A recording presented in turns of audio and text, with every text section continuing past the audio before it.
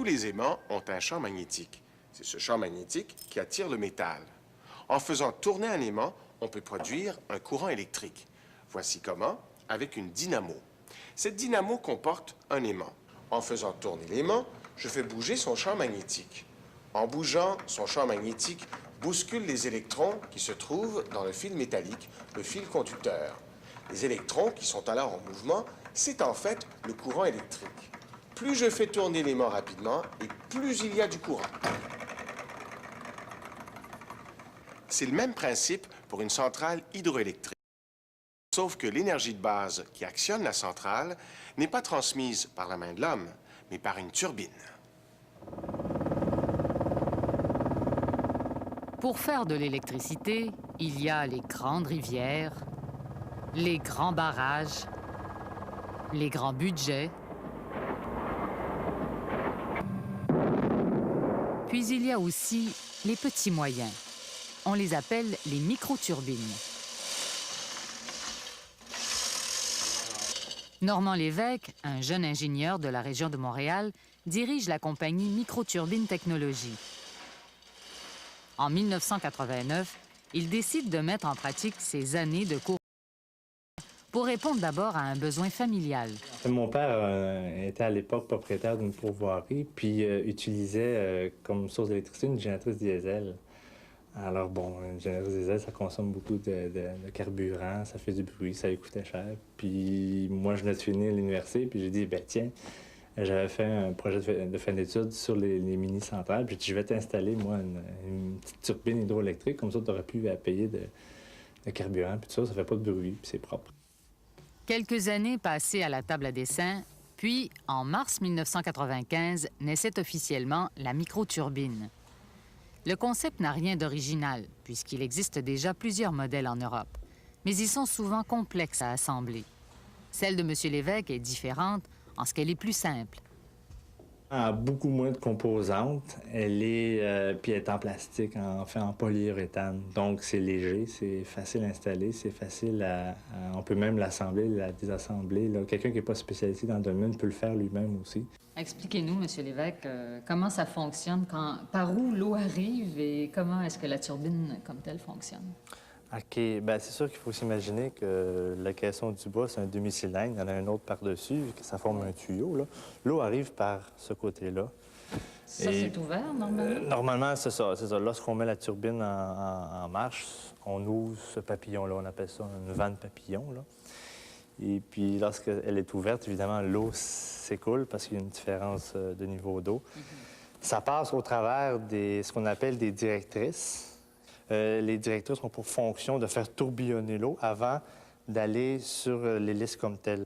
Puis c'est elle qui tourne. Ça, c'est fixe, puis c'est elle qui tourne. Puis en tournant, elle fait tourner à l'intérieur des engrenages à 90 degrés d'angle. Puis ici, dans l'axe à 90 degrés, on retrouve le générateur. Qui va transformer. C'est ça. Dans le fond, on transforme l'énergie hydraulique en énergie mécanique, puis de mécanique en énergie électrique. L'énergie hydraulique, elle est là, dans une chute comme celle de la rivière Cus, au nord de Mont-Laurier. La microturbine peut être installée dans un cours d'eau à débit modeste, avec une dénivellation d'à peine 1 mètre. Elle ne nécessite pas de construction de barrage. Un petit muret est installé pour dévier une fraction du débit de la rivière. L'eau est acheminée vers la turbine par un tuyau enfoui sous terre. Les impacts nous, on essaie de les minimiser, là. Mais dans le cas de l'installation qu'on a ici, on a fait une dérivation, c'est-à-dire qu'on a excavé un canal en dérivation de la chute naturelle. Alors là, tous les travaux, eux, ont été faits à sec, c'est-à-dire qu'on n'a pas travaillé dans la rivière comme telle. Puis bien sûr, ces travaux-là ont été faits en dehors des périodes de frais des poissons, au cas où il y aurait des sédiments ou des poussières qui seraient rejetées à la rivière. La capacité de la microturbine varie entre 20 et 100 kW selon le modèle. Il faut débourser de 120 000 à 250 000 $ pour en faire l'acquisition. Elle est destinée d'abord et avant tout aux pourvoiries, situées dans des endroits isolés. Autre contrainte, les chalets desservis par la microturbine ne doivent pas dépasser un périmètre de 10 à 12 km de la chute. Question de ne pas trop rallonger les lignes électriques. En général, les pourvoiries tirent leur énergie de génératrices qui fonctionnent au diesel et qui polluent. Au Québec seulement, on compte quelques 2000 génératrices qui consomment 100 tonnes de diesel par année. Elles rejettent aussi, par la même occasion, près de 200 000 tonnes de gaz carbonique dans l'atmosphère. Et puis, il y a aussi le transport du mazout sur les routes de terre, qui constitue un danger potentiel d'accident et de déversement. La turbine que notre équipe installe aujourd'hui a une capacité de 50 kW. L'assemblage ne nécessite aucune machinerie lourde. Un bon treuil et surtout de bons bras feront l'affaire. Continue encore un peu. Lorsque la turbine est installée dans son caisson de ciment, on place le générateur qui transformera l'énergie hydraulique en énergie électrique.